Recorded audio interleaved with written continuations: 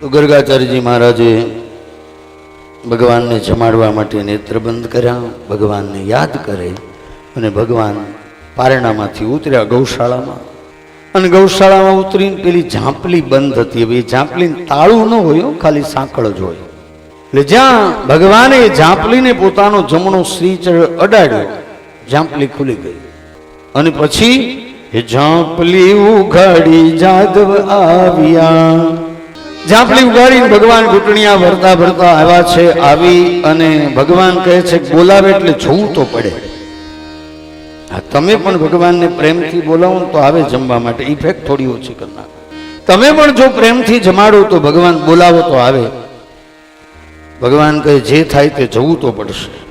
અને આ વખતે જો માને બોલાવી તો માં મારશે, પણ પ્રેમથી બોલાવે છે જવું પડશે. ભગવાન આવ્યા છે ઘૂંટણિયા પર. ગર્ગાચાર્યજી મહારાજની આંખો બંધ છે. ભગવાને આવી થાળીમાંથી શીરો લઈ મુખમાં મૂક્યો, પૂરી લઈ મુખમાં મૂકી અને ગર્ગાચાર્યજી મહારાજે આંખ ખોલી અને જોયું. અને જોરથી બૂમ પાડી, યશોદા! ભગવાન સમજી ગયા કે હવે માં માર્યા વગર નહીં છોડે. એટલે ભગવાને યુક્તિ કરી. ભગવાન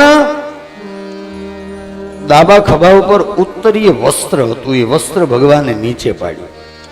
અને નીચે પડ્યું ને એટલે ભગવાનના વક્ષસ્થળની અંદર ભૃગુલાંછનના દર્શન થયા ગર્ગાચાર્યજી મહારાજ. અને ભૃગુલાંછનના દર્શન થયા એટલે ગર્ગાચાર્યજી મહારાજ તો સમજી ગયા કે હું જેને બોલાવું છું એ આવે છે અને હું એને બધું કાઢ્યું. આ તો ભગવાનનું પ્રાગટ્ય થઈ ચૂક્યું છે.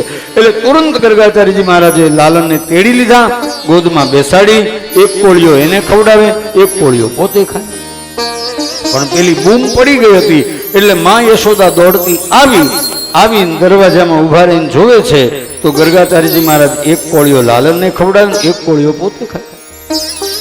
હવે યશોદાને ગુસ્સો આવ્યો કે 3 વખત રસોઈ બનાવી, સીધું કાઢ્યું, 3 વખત બનાવી અને હવે આ એને છોવાઈ જવું, પુષ્ટિ માર્ગની અંદર એને છોવાઈ જવું કહેવામાં આવે છે. હવે એને કંઈ આ નથી લાગતું. અને યશોદાજીનો ચહેરો અચાનક ગર્ગાચાર્યજી મહારાજનું ધ્યાન ગયું અને યશોદાજીનો ચહેરો જોયો ને એટલે સમજી ગયા કે માને ક્રોધ આવ્યો છે. પણ કાંઈ વાંધો નહીં. એટલે વાતને વાળી લેતા ગર્ગાચાર્યજી મહારાજે કહ્યું, માં મને હમણાં યાદ આવ્યું કે 5 વર્ષની અંદરનું બાળક છે ને એ ભગવાનનું સ્વરૂપ છે. માં જા, હવે તું જા અને પેલું લાડુ ને બધું બનાવ્યું છે ને એ લેતી આવ્યો હતો, બધું ખાવાનું છે, જા લઈ આવ.